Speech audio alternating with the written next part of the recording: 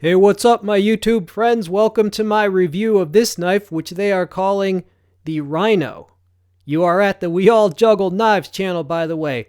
Welcome, one and all. This brand is definitely a new brand, a new company to me. I'm not familiar with them, but as far as I can determine, they are Lengren. That's actually a Polish name. However, this is made in China, so it might be Lengren. All right, either way, they do seem to have some interesting designs. Those are some of them. I will include links below the video.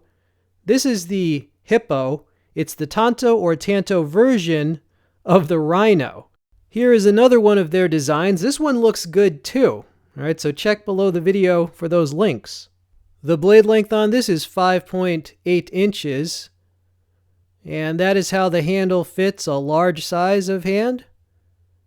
The handle scales on this are linen micarta. It has a lanyard slot. It has a glass breaker pommel, and it is a true full tang. This has jimping on a thumb rest and a sharpening choil. Now the steel on this is actually Sleipner steel. It's basically a super tool steel. That is actually a very high quality steel. I actually have some knives made by Lion Steel of Italy, some folders that are more than twice the price of this fixed blade, and they use that same steel. This blade is wide, it's heavy, it's thick, has a lot of belly. Okay, first task. If you had to process some meat, if you had to slice up some game out in the field, or you're surviving or whatnot, you got this cutting through some ribs. Now, it's a pretty thick knife, you know, it's thicker than a butcher knife, but this is going to be your field butchering knife and your survival knife in one.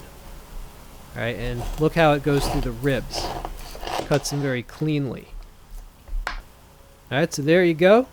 And that is how they turned out. Were they good? Yeah, they were delicious. Cutting more things. Here it is, cutting a strap, seatbelt type material. Does well. And this was like the windiest day of the year as well. Alright, there you go. Here it is on a piece of a box. Yeah, see, that was thick. Here I am putting a notch on this stick. So I hope you're all doing well these days, which are undoubtedly the last days. The last of us, bro. Alright, there's my notch. Not bad for a beginner. Alright, here I am drawing it down a gnarly piece of wood. I'm going to carve a skewer. Alright, these clips are actually out of order.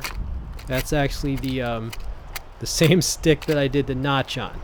But anyway, so you want to roast a hot dog or something at your campfire? There you go.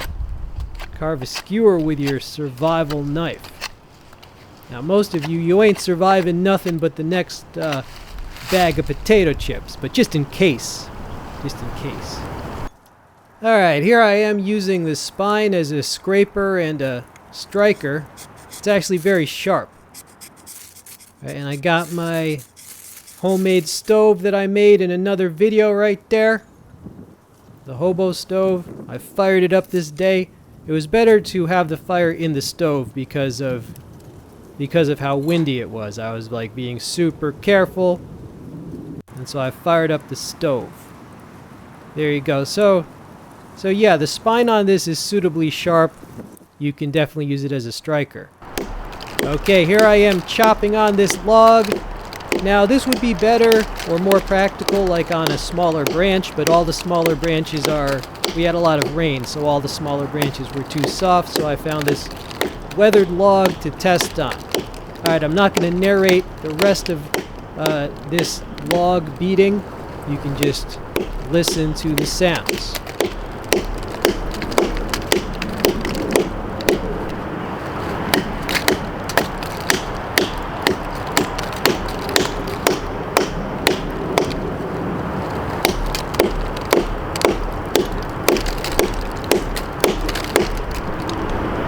Not bad for a knife. You could carve a seat for yourself if you are out hunting or something, but a more likely use would be to go through some smaller branches. But I just wanted to bang on this to see if the edge held up. I did check the edge after, and it's perfectly fine. All right, some splitting, some batoning. Now, not necessarily a vital task, but I did this for the same reason as the log chopping. I just wanted to pound this through some knots and see if the edge held up. And spoiler, it did. Of course, it did not chip or roll. That is some good steel, right? So if you forgot your hatchet, or for whatever reason the only tool that you have is a knife, and if you absolutely had to split with this, you certainly could. It's thick, it's stout. This thing is overbuilt, right? I like that. It's what they would call a survival knife. This is the sheath that it came with. It is Kydex. It has a belt loop there. It has a single retaining strap with a button closure. It appears to have leather accents. It does hold it securely. You push off right there to free the blade. Has eyelets all around. So that's the sheath that you get.